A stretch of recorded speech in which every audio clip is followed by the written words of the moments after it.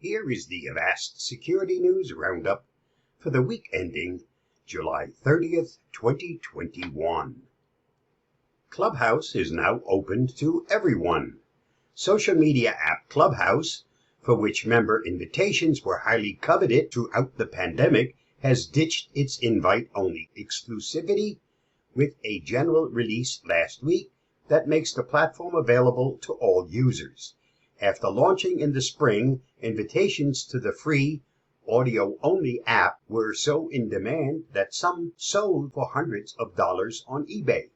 But without the cloak of mystery, the platform seems to have lost its luster in the eyes of users. In the 5 days following its release, Clubhouse installs increased only about 17%, with most of the new membership coming from outside the United States. According to Wired, a spokesperson for Clubhouse pointed to its international growth as proof that users still enjoy the app. Globally, we've seen the number of rooms created daily rise from 300,000 in May to 400,000 in June and 500,000 in July, which indicates a growing number of engaged users, the spokesperson wrote. Avast evangelist Luis Carones reminds users that we pay for free social media sites with our privacy. At the same time this has been happening, he said, a database containing 3.8 billion phone numbers of Clubhouse users went up for sale on the dark web. Remember, when you register for Clubhouse, it asks you to grant access to your phone book, and it uploads all your contact info. This was a bad idea, and now we see the consequences. Clubhouse also faces more competition than it did before, with Facebook and Twitter releasing similar features and Discord widening its user base beyond gamers. Google Play Protect fails Android security test again. Google Play Protect, the Android built-in malware defense system, has failed the real-world test of antivirus testing lab AV-Test after detecting just over 2/3 out of the more than 20,000 malicious apps it was pitted against. Google's Android mobile threat protection, which automatically scans over 100 billion apps every day, was introduced during the Google I/O 2017 in May of 2017. With rollout to all Android devices starting in July of 2017. Since then, Google Play Protect has been deployed to billions of devices. It is now the built-in malware protection on over 2.5 billion active Android devices.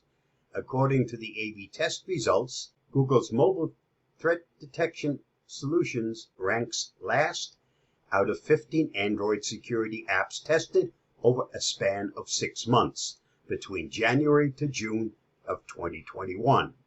While always running and scanning every app installed and launched on the device, the endurance test revealed that this service does not provide particularly good security. Every other security app offers better protection than Google's Play Protect. On a side note, Avast Mobile Security is what protects my Android devices. COVIDCert vaccine check service halted after data leak. This week, Northern Ireland's Department of Health has temporarily suspended their COVIDCert online vaccination certification service after a data incident.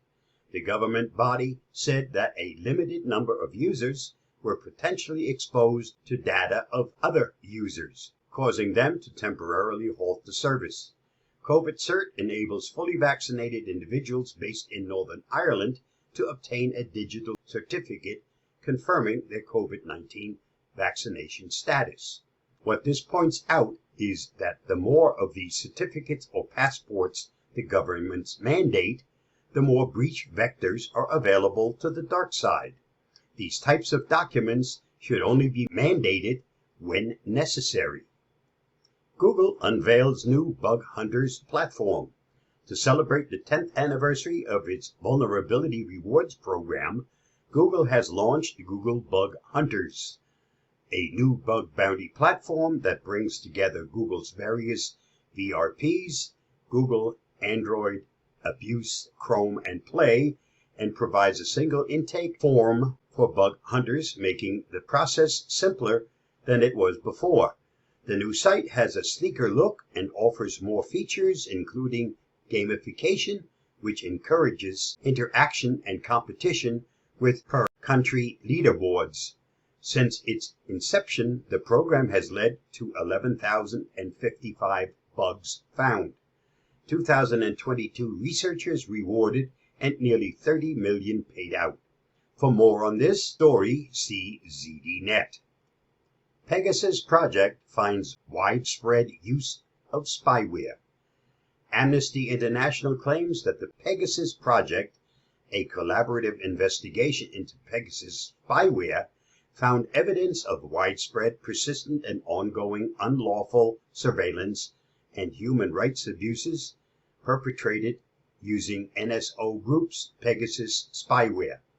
In the introduction to the forensic methodology report prepared by Amnesty International's Security Lab, the researcher states NSO Group claims that its Pegasus spyware is only used to investigate terrorism and crime and leaves no traces whatsoever.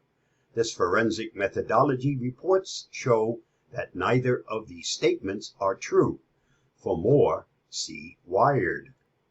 Attackers increase use of exotic programming languages. BlackBerry researchers have identified a growing trend in 2021 to the use of uncommon programming languages by malware authors to evade detection and hinder analysis.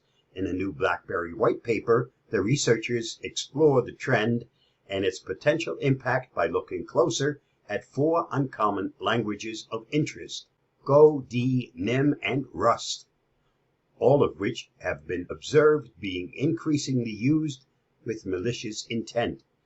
Malware authors are known for their ability to adapt and modify their skills and behaviors to take advantage of newer technologies, said VP of Threat Research at BlackBerry, Eric Millen. It is critical that industry and customers understand and keep tabs on these trends, as they are only going to increase.